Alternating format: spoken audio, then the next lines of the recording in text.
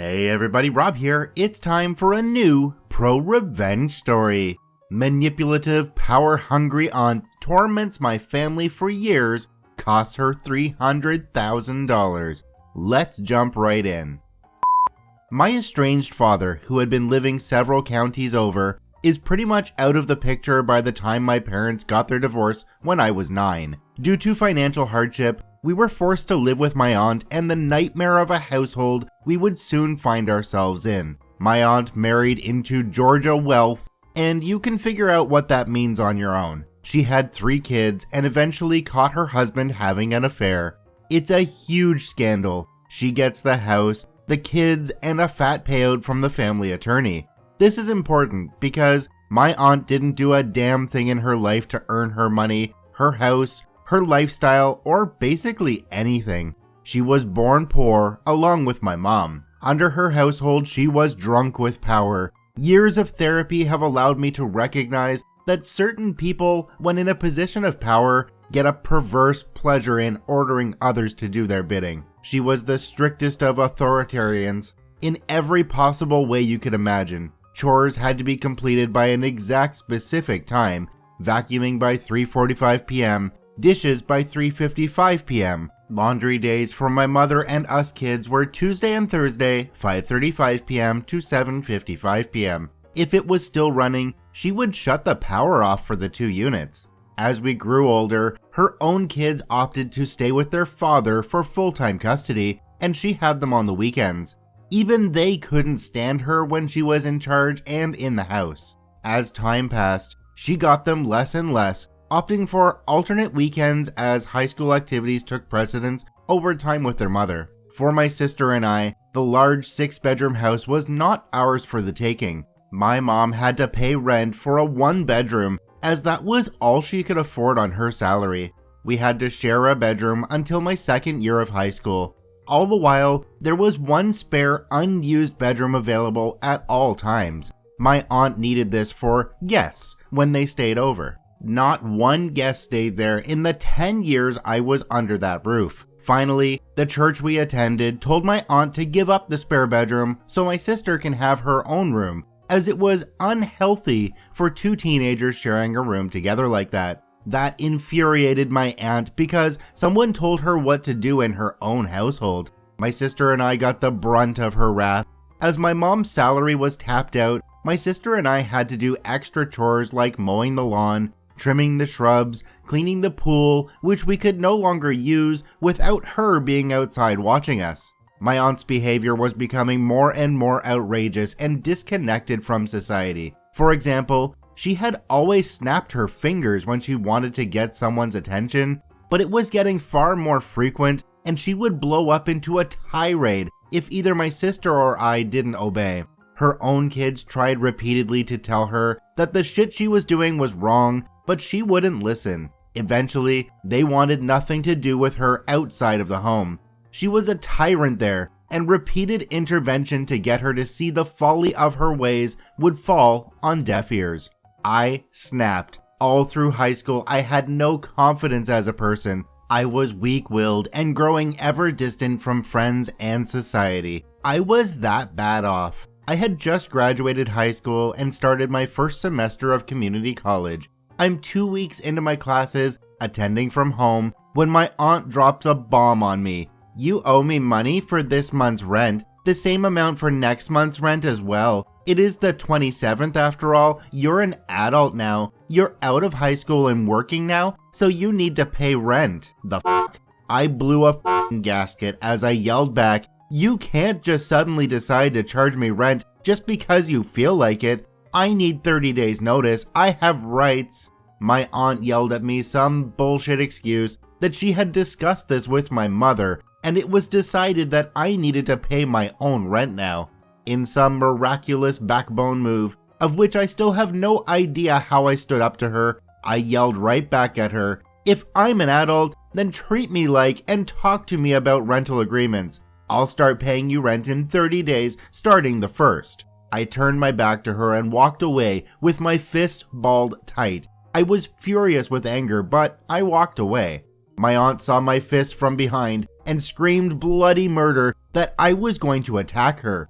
No, I wasn't. She snapped her fingers at me repeatedly on my tail to get my attention, but I didn't turn around. I needed to cool off and clear my head. As I turned the corner, she grabbed my wrist hard, yelling, "I'm not finished talking to you."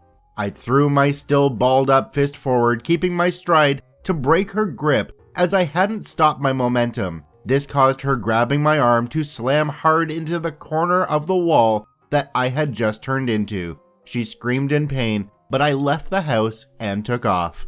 The aftermath of that incident was that my aunt called the cops on me in an attempt to press charges. She was taken to the hospital and suffered a fractured wrist, and she was put into a cast or sling. Don't know, as I never saw it and never inquired further. Her story changed every time she told the cops what happened, while my story was spot on every time. I can still recall that moment down to the smell in the house, where I was facing, the working and non-working light bulbs, etc., forever ingrained in me. I was kicked out of the house, and I couldn't visit my sister or my mom there at the house again. Fine by me, as I didn't want to see my bitch aunt ever again. I was happy to meet my mother and sister at the local diner or outlet. We could be ourselves there, and not hostages in our own home. Years later, my mom wised up and got out of that abusive relationship with her sister and moved out on her own. She got a temporary nice place, invested wisely, and with the help from the church, got help getting a place of her own. In 2009, after the housing crisis, she bought her own place that she could never have afforded on her own prior to the market crash. But some good came out of it. She wept knowing my sister and her family and myself can come visit anytime and stay.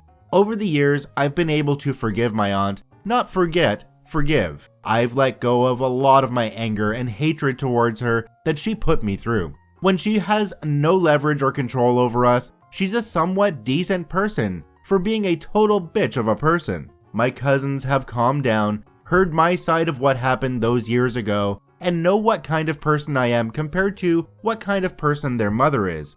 They chose to believe me, and I didn't hit her or strike her or beat her across the face like she continues to claim. The revenge. While I have been able to forgive my aunt for what she has done to me, I cannot forgive her for what she did to my mother. Kept her in financial hardship for a decade while she sat on a bank account full of cash and assets. Or what she did to my sister. Forced her to pay for damages because the water heater burst while my aunt and mother was away one weekend, leaving my sister at home. She didn't discover the flooded rooms for hours. My aunt's reasoning, it was her responsibility to watch the house, not the responsibility of the homeowner to maintain and replace the water heater before it goes. Let's leave that upfront $5,000 financial burden before the flood insurance kicks in on a 16-year-old girl. I've had little to no contact with my aunt since I was kicked out of the house nearly 2 decades ago, but I do keep in constant contact with my cousins. While I'm not going to divulge what I do for a living, I can say that I work with and for the government. I've worked my ass off getting to where I'm at today. I'm known for being truthful, wise, and giving good advice when asked. Because of this, I often talk financially with my cousins, all of whom are money smart and are doing well for themselves. They often then relay this information to their scheming mother, who has no mind for business and investments.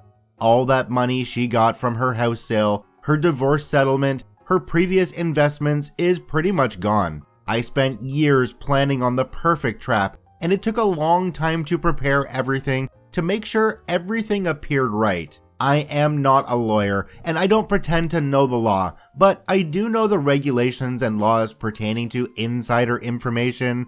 This is not that. 100% certain of it. And if I ever go to court, I know my lawyer has a solid case in my defense. But this is a gray area. Most definitely. I let slip to my cousins about some future real estate plans near my aunt's new area of living. It may be worth a lot more because of future development taking place in that area.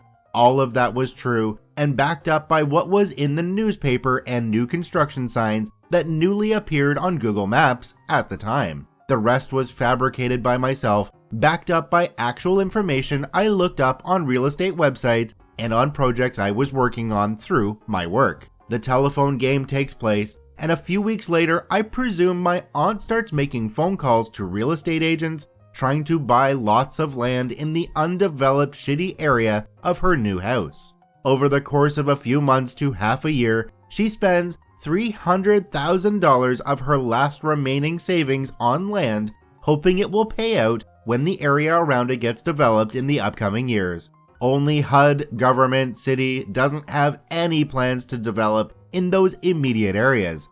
In fact, analysis showed that building in those areas was poor planning and would cost the taxpayers twice to 3 times as much as the land was not environmentally sound. It was best to build 6 miles away. This post was long overdue because it's been over 2 years since my aunt purchased land that is basically worthless.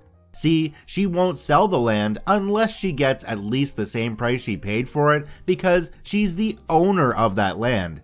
Can't tell her what to do on her own land. Sweet karma strikes in a way I couldn't possibly have foreseen. My cousin informed me that the value of the land has decreased significantly because it's not environmentally sound to build anything commercial there, but it's zoned for commercial use. Currently, 3 of the 4 blocks of land she purchased are just weed farms next to eyesore abandoned buildings or industrial complexes. Nobody can build on it, and nor does anyone want to buy it. Sucks to be her. Best part is, my cousins have absolutely no idea that I set them up for their mother to take the fall. These environmental results are relatively new and the perfect cover to say why the project changed locations 6 miles away. I love how she won't sell the property for any less than what she bought it for. She's never going to get that amount. And keep in mind, she also has to pay municipal taxes on the land that she owns. It may not be very much because the land is vacant, but it's still slowly taking more money out of her bank account. I want to thank OP for posting their story to the Pro Revenge subreddit. You can visit them at the links in the description below. Please go there and give them an upvote. Once again, this is Rob from Karma Comment Chameleon saying thanks for watching. If you enjoyed the video, please hit that subscribe button, drop a like, and share it with your friends, and we'll see you in the next one.